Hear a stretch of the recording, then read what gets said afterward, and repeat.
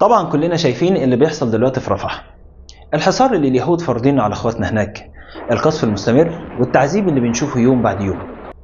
لو انت شخص بتقرأ القرآن اكيد عدى عليك الآية اللي بتقول بسم الله الرحمن الرحيم: يا بني إسرائيل اذكروا نعمتي التي أنعمت عليكم وأني فضلتكم على العالم.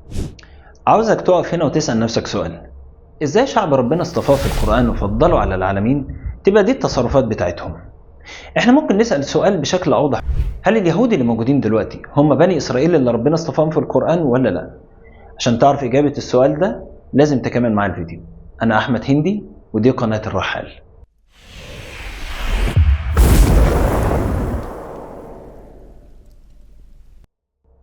علشان تعرف اجابة السؤال ده هتضطر ترجع معايا بالزمن شوية لوقت سيدنا يعقوب.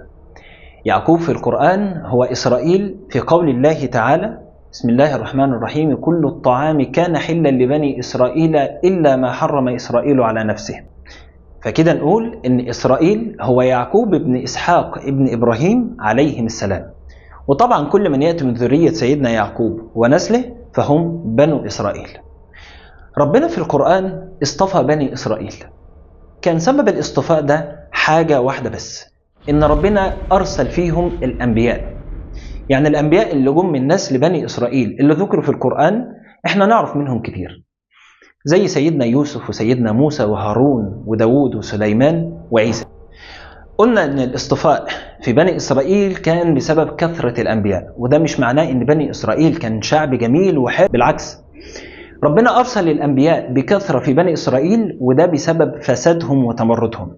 زي بالظبط احنا لما نقول ان الجسد العليل اللي بتكثر فيه الامراض بيحتاج الى الطبيب، ده اللي حصل مع بني اسرائيل وده كان سبب التفضيل وده شرط التفضيل فيهم. فكده نرجع لسؤال الحلقة المهم اللي بيقول: هل اليهود اللي موجودين دلوقتي هم بني اسرائيل اللي ربنا اصطفاهم في القرآن ولا لا؟ انا هريحك خالص واقول لك لا. طب ليه لا؟ لا هنا بتحمل معنيين. أول معنى إنه مش دول اللي ربنا اصطفاهم في القرآن. ليه؟ قلنا رقم واحد إن الاصطفاء كان مشروط بكثرة الأنبياء ودلوقتي مفيش أنبياء.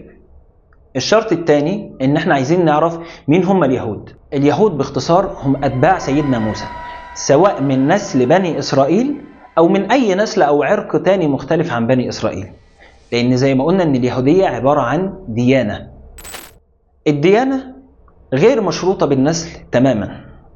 بمعنى لو جبنا شخص أوروبي عايش في بلاد الغرب، جبناه بلاد الإسلام ودخل في الإسلام وتعلم العربية، هل أقدر أقول إن الراجل ده عربي لأن هو أسلم وبيتكلم العربية؟ أكيد لا.